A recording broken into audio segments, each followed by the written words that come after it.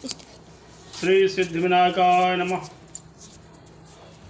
आज मैं आपके समक्ष उपनिषद श्रीमद् भगवद गीता ग्रंथ के द्वितीय अध्याय के महात्म का वर्णन करूंगा। सर्वप्रथम मैं हिंदी में इसको आपके समक्ष प्रवचन करूंगा। तत्पश्चात संस्कृत में श्लोक के माध्यम से मंत्रों का उच्चारण आपके समक्ष करूंगा। जिन मंत्रों का उच्चारण सुनने से मनुष्य के संपूर्ण पाप का विनाश हो जाता है और उसके नवग्रह शांत हो जाते हैं। मनुष्य के ऊपर किसी भी प्रकार की कैसी भी समस्या या किसी भी परिस्थिति से निपटने के लिए साहस अध्याय 2 उत्पन्न करता है। अध्याय 2 का काफी महत्व है, जिसको आप ध्यान पूर्वक सुने। श्री भगवान कहते हैं कि लक्ष्मी, प्रथम अध्याय के महात्म का उत्तम उपाख्यान मैंने तुम्हें सुना दिया। अब अन्य अध्यायों के महात्म श्रवण करो। दक्षिण दिशा में वेद वेदता ब्राह्मणों के पुरंदर नामक नगर में श्रीमान देव शर्मा नामक एक विद्वान ब्राह्मण थे। वह अतिथियों के पूजक, स्वाध्यायशील, वेद शास्त्रों के विशेषज्ञ, यज्ञों का अनुष्ठान करने वाले और तपस्वियों के सदा ही प्रिय थे। उन्होंने उत्तम द्रव्यों के द्वारा अग्नि में हवन करके दीर्घ काल तक देवताओं को तृप्त किया, किंतु उस धर्मात्मा ब्राह्मण को कभी सदा रहने वाली शांति नहीं मिली। वह परम कल्याणमय तत्व का ज्ञान प्राप्त करने की इच्छा से प्रतिदिन प्रचुर सामग्रियों के द्वारा सत्य संकल्प वाले तपस्वियों की सेवा करने लगी। इस प्रकार शुभ आचरण करते हुए उन्हें बहुत समय व्यतीत करना पड़ा। तदनंतर एक दिन पृथ्वी पर उनके समक्ष एक त्यागी महात्मा प्रकट हुए। वह पूर्ण अनुभवी, आकांक्षा रहित, नासिका के अग्रभाग पर दृष्टि रखने वाले तथा शांत थे। निरंतर परमात्मा के चिंतन में संलग्न होकर वह सदा आनंद विभोर रहते थे। देव शर्मा ने उन नित्य संतुष्ट तपस्वी को शुद्ध भाव से प्रणाम किया और पूछा, महात्मन, मुझे शांतमय स्थिति कैसे प्राप्त होगी? अब उन आत्मज्ञानी संत ने देव शर्मा को सौपुर ग्राम के निवासी मित्रवान का, जो बकरियों का चरवाहा था, परिचय दिया और कहा कि वही तुम्हें उपदेश देगा। ये सुनकर देव शर्मा ने महात्मा के चरणों की वंदना की और समृद्धशाली सौपुर ग्राम में पहुंचकर उसके उत्तर भाग में एक विशाल वन देखा। उसी वन में नदी के किनारे एक शिला पर मित्रवान बैठा था। उसके नेत्र आनंदाति रेख से निश्चल हो रहे थे और वो अपलक दृष्टि से देख रहा था। वह स्थान आपस का स्वाभाविक और बैर छोड़कर के एकत्रित हुए परस्पर विरोधी जंतुओं से घिरा था। वहां उद्यान में मंद मन वायु चल रही थी। मृगों के झुंड शांत भाव से बैठे थे और मित्रवान दया से भरी हुई आनंदमय मनोहारिणी दृश्य से पृथ्वी पर मानो अमृत छिड़क रहा था। इस रूप में उसे देखकर देव शर्मा का मन प्रसन्न हो गया और वह उत्सुक होकर बड़ी विनय के साथ मित्रवान के पास गए।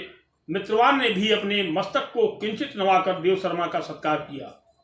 तदनंतर विद्वान देव शर्मा अनन्य चित्त से मित्रवान के समीप गए और जब उसके ध्यान का समय समाप्त हो गया, उस समय उन्होंने अपने मन की बात पूछी कि महाभाग, मैं आत्मा का ज्ञान प्राप्त करना चाहता हूँ। मेरे इस मनोरथ की पूर्ति के लिए मुझे किसी ऐसे उपाय का उपदेश दीजिए जिसके द्वारा सिद्धि प्राप्त हो चुकी हो। देव शर्मा की बात सुनकर मित्रवान ने एक क्षण तक कुछ विचार किया। उसके बाद इस प्रकार कहा, हे विद्वान, एक समय की बात है, मैं वन के भीतर बकरियों की रक्षा कर रहा था। इतने में ही एक भयंकर व्याघ्र पर मेरी दृष्टि पड़ी, जो मानो सबको ग्रस लेना चाहता था। मैं मृत्यु से डरता था, इसलिए व्याघ्र को आते देखकर बकरियों के झुंड को आगे करके वहां से भाग चला, किंतु एक बकरी तुरंत ही सारा भय छोड़कर नदी के किनारे उस बाघ के पास बेरोक टोक चली गई। फिर तो व्याघ्र भी द्वेष छोड़कर चुपचाप खड़ा हो गया और उसे इस अध्याय में अवस्था में देखकर बकरी बोली कि व्याघ्र, तुम्हें तो अभीष्ट भोजन प्राप्त हुआ है, मेरे शरीर से मांस निकालकर प्रेम पूर्वक खाओ ना। तुम इतनी देर से खड़ी क्यों हो? तुम्हारे मन में मुझे खाने का विचार क्यों नहीं हो रहा है? व्याघ्र बोला, बकरी, इस स्थान पर आते ही मेरे मन से द्वेष का भाव निकल गया, भूख प्यास भी मिट गई, इसलिए पास आने पर भी अब मैं तुझे खाना नहीं चाहता हूँ। व्याघ्र के यूँ कहने पर बकरी बोली कि ना जाने मैं कैसे निर्भर हो गया हूँ और इसमें क्या कारण हो सकता है, यदि तुम जानते हो तो बताओ। ये सुनकर व्याघ्र ने कहा, मैं भी नहीं जानता, चलो सामने खड़े हुए इस महापुरुष से पूछें। ऐसा निश्चय करके वे दोनों वहाँ से चल दिए और उन दोनों के स्वभाव में यह विचित्र परिवर्तन देखकर मैं बहुत विस्मय में पड़ रहा। इतने में ही उन्होंने मुझसे ही आकर प्रश्न किया। वहाँ वृक्ष की शाखा पर एक वानरराज था। उस दोनों के साथ मैंने भी वानरराज से पूछा कि विप्रवर। मैंने पूछने पर वानरराज ने आदरपूर्वक कहा, अजापाल सुनो, इस विषय में मैं तुम्हें प्राचीन वृतांत सुनाता हूँ। ये सामने वन के भीतर जो बहुत बड़ा मंदिर है उसकी वो देखो, इसमें ब्रह्मा जी का स्थापित किया हुआ एक शिवलिंग है। पूर्व काल में यहाँ सुकर्मा नामक एक बुद्धिमान महात्मा रहते थे जो तपस्या में संलग्न होकर इस मंदिर में उपासना करते थे और वे वनों में से फूलों का संग्रह कर लाते और नदी के जल से पूजनीय भगवान शंकर को स्नान कराकर उन्हीं से उनकी पूजा किया करते थे। इस प्रकार आराधना का कार्य करते हुए सुकर्मा यहाँ निवास करते थे। बहुत समय के बाद उनके समीप किसी अतिथि का आगमन हुआ। सुकर्मा ने भोजन के लिए फल त्याग ला करके अतिथि को अर्पण किया और कहा, विद्वान, मैं केवल तत्व ज्ञान की इच्छा से भगवान शंकर की आराधना करता हूँ। आज इस आराधना का फल परिपक्व होकर मुझे मिल गया, क्योंकि इस समय आप जैसे महापुरुष ने मुझ पर अनुग्रह किया है। सुकर्मा के ये वचन सुनकर तपस्या के धनी महात्मा अतिथि को बड़ी प्रसन्नता हुई। उन्होंने शिलाखंड पर गीता का दूसरा अध्याय लिख दिया और ब्राह्मण को उसके पाठ एवं अभ्यास के लिए आज्ञा देते हुए कहा कि ब्रह्मांड, इससे तुम्हारा आत्मज्ञान संबंधी मनोरथ अपने आप सफल हो जाएगा।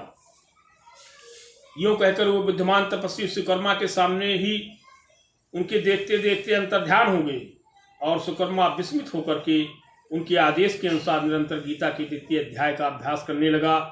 तदनंतर दीर्घ काल के पश्चात अंतःकरण शुद्ध होकर उन्हें आत्मज्ञान की प्राप्ति हुई। फिर वह जहाँ तहाँ गए वहाँ का तपोवन शांत हो गया। उनमें शांत उष्ण और राग द्वेष आदि की बाधाएं दूर हो गई। इतनी ही नहीं, उन स्थानों में भूख प्यास का कष्ट भी जाता रहा तथा भय का सर्वथा अभाव हो गया। ये सब द्वितीय अध्याय का जप करने वाले सुकर्मा ब्राह्मण की तपस्या का ही प्रभाव समझो। मित्रवान कहता है कि वानरराज के यह कहने पर मैं प्रसन्नता पूर्वक बकरी और बाघ के साथ उस मंदिर की ओर गया। वहां जाकर शिलाखंड पर लिखे हुए गीता के द्वितीय अध्याय को मैंने देखा और पढ़ा। उसी की आवृत्ति करने से मैंने तपस्या का पार पा लिया है। अतः भद्रपुरुष, तुम भी सदा द्वितीय अध्याय की ही आवृत्ति किया करो। ऐसा करने पर मुक्ति तुमसे दूर नहीं होगी। श्री भगवान कहते हैं कि प्रिय मित्रवान के इस प्रकार आदेश देने पर देवशर्मा ने उसका पूजन किया और उसे प्रणाम करके पुरंदरपुर की राह ली।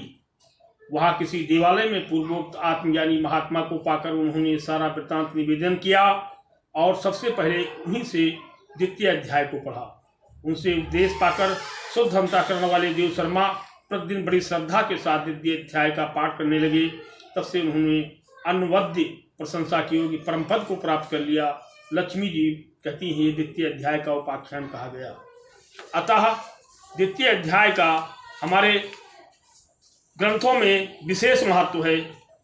जो प्राणी द्वितीय अध्याय का नित्य शुद्धता पूर्वक पाठ करता है, जो प्राणी नित्य शुद्धता पूर्वक श्रीमद् भागवत गीता ग्रंथ के द्वितीय का अध्याय का पाठ करता है, उसका अंतःकरण शुद्ध होने के साथ साथ आत्मज्ञान की प्राप्ति होती है। अब मैं संस्कृत श्लोक के माध्यम से आपके समक्ष द्वितीय अध्याय के श्लोक के मंत्रों का उच्चारण करूंगा, जिसको सुनने से परम विश्व कल्याण और आत्म कल्याण होता है।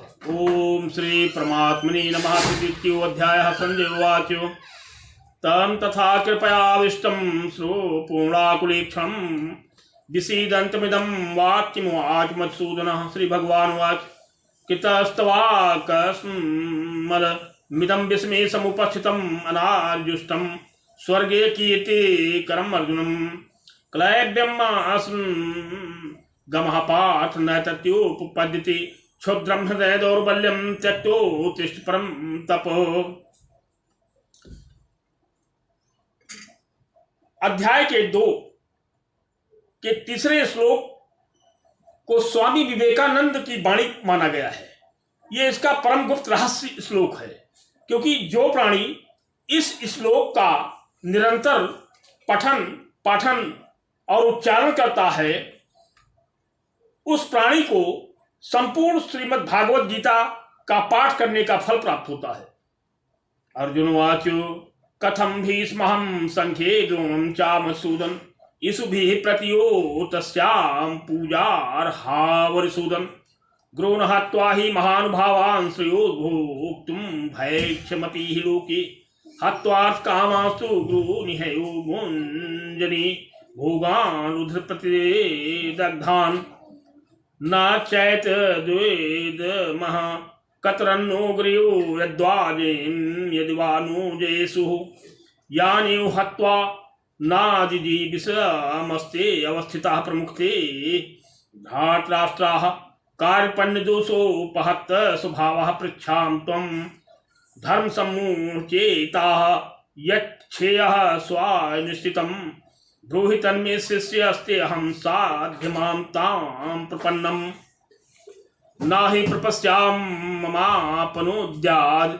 यच्छोकमुच्छोषणमिन्द्रियाणाम् अवापि भूमां वस पत्रमृद्धं राज्यं सुराणामपि चाधिपत्यं। संजय उवाच एवं मुक्तो हृषीकेशो गुडाकेशः परं तप नायोतस्सीति गोविन्दमुक्त्वा तूष्णीं बभूव। तमुवाच हृषीकेशः प्रहसन्यो भारतसेनयोर्भयोर्मध्ये विसीदन्तमिदं वचः। श्री भगवान उवाच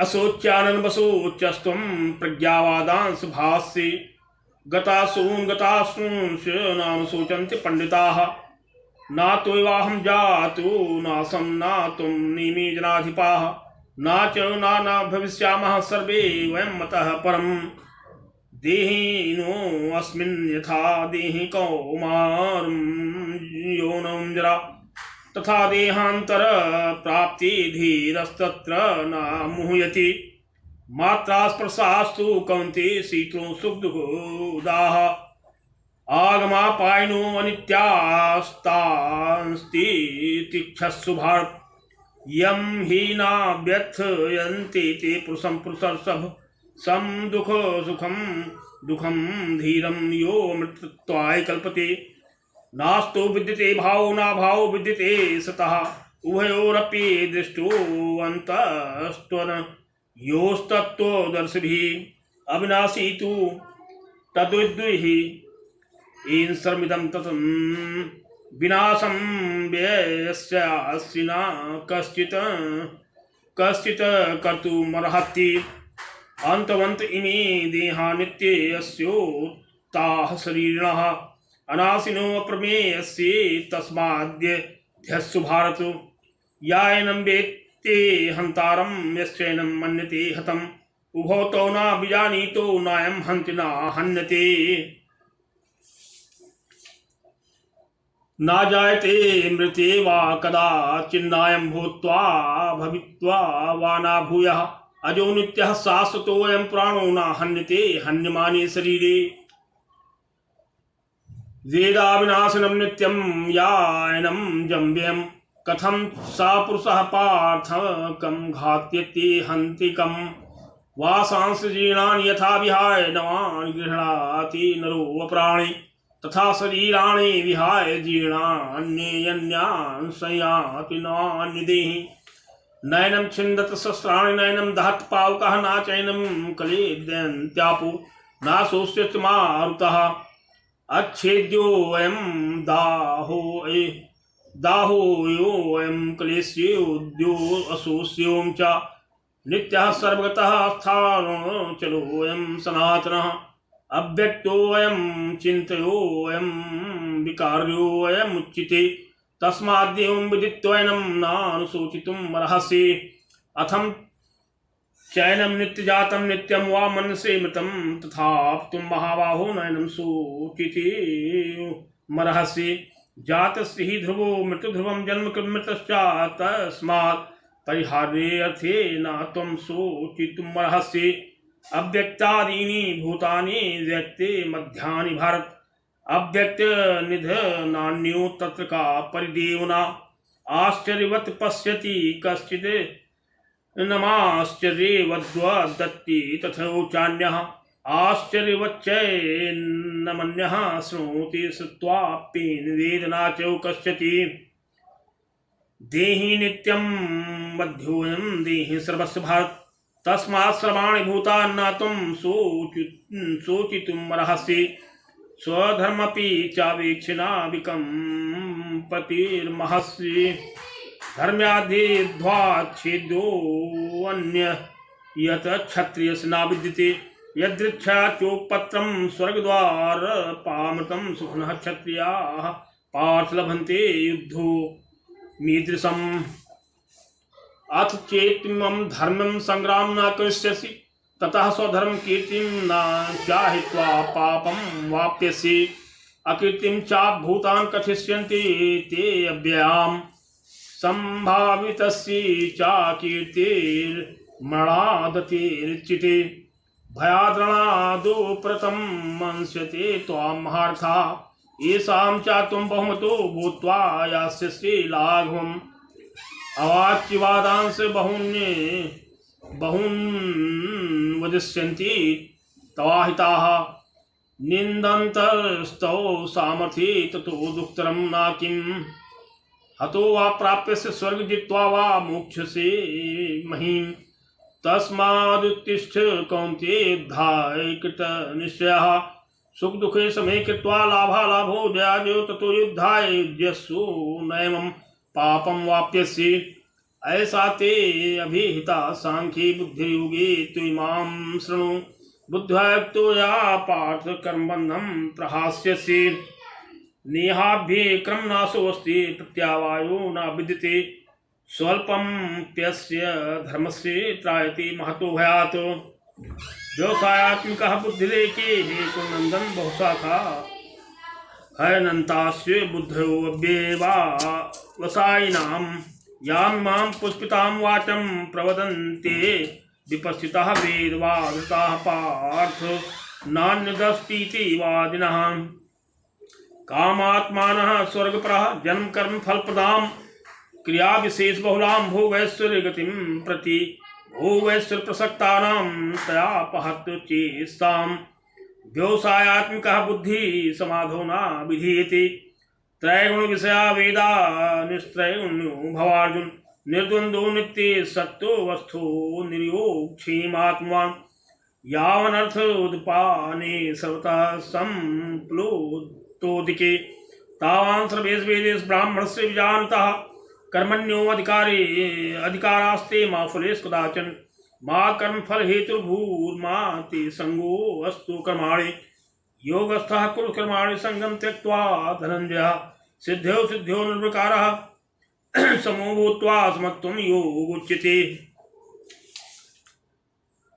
दूरेण हैवरं कर्म बुद्धियोगात् धनञ्जयः बुद्धौ शरणं मनिवीक्ष्य कृपणा फलहेतवः बुद्धियुक्तो जहाति हि उभे सुकृत दुष्कृते तस्माद्योगाय युज्यस्सु योगः कर्मसु कौशलं कर्मजं बुद्धियुक्ता हि फलं त्यक्त्वा मनीषिणः जन्मबन्ध विनिर्मुक्तः पदं गच्छन्ति नामयम् यदा ते मोहकलिलं बुद्धिर्व्यतितरिष्यति तदा गन्तस्य निर्वेदं श्रोतव्यस्य श्रुतश्च श्रुति विप्रते पन्नाते यदा स्थास्यते निश्चलाः समाधावच्चला बुद्धेस्तदा योगं वाप्यसि।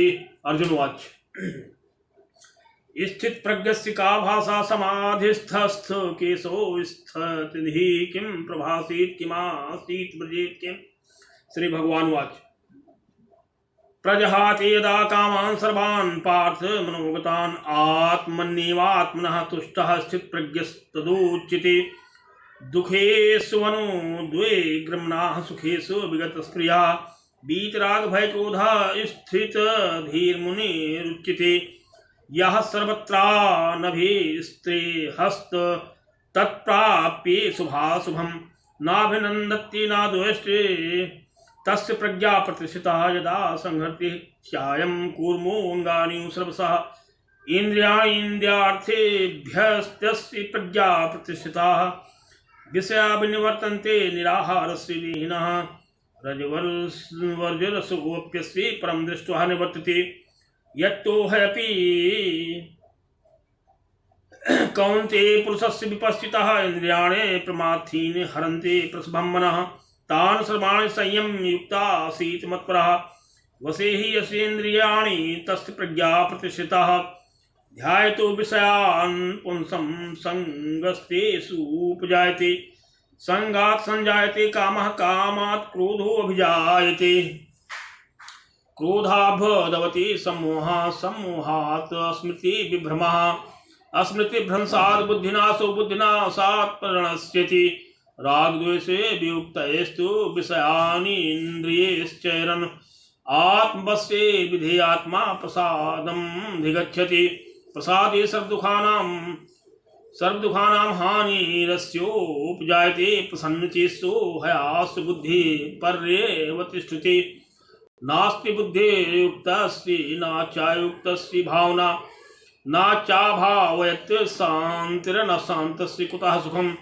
इन्द्रियाणां हि च तां यन्मनो अनुविधीयते तदस्तु हरते प्रज्ञां वायुर्नावाग्नि वाम्भस्य तस्माद्दस्य महाबाहो निगृहीतान् सर्वशः इन्द्रियाणि इन्द्रियार्थेभ्यस्तस्य प्रज्ञा प्रतिष्ठिता या निशा सर्वभूतानां तस्यां जागृतिः संयमी यस्यां जागृतिः भूतान् सा निशा पश्यतो मुनिः आपूर्यमाणं चलं प्रतिष्ठं समुद्रमापः प्रविशन्ति यद्वत् तद्वत् कामायं प्रविशन्ति सर्वे सा शान्तिम् आप्नोति न कामकामी विहाय कामान्यः सर्वान् पुमांश्चरति निःस्पृहः निर्मो निरहंकारः शान्तिमधिगच्छति। ऐसा ब्राह्मी स्थितिः पार्थनयनां प्राप्य विमुह्याति स्थित्वास्यामन्तकालेऽपि ब्रह्मा निर्वाणं मृच्छति। ओम तत्सदिति श्रीमद्भगवद्गीता उपनिषद ब्रह्मा विद्यायां योग शास्त्रे श्रीकृष्ण अर्जुन संवादे सांख्य योगो नाम द्वितीयोऽध्यायः समाप्तम्।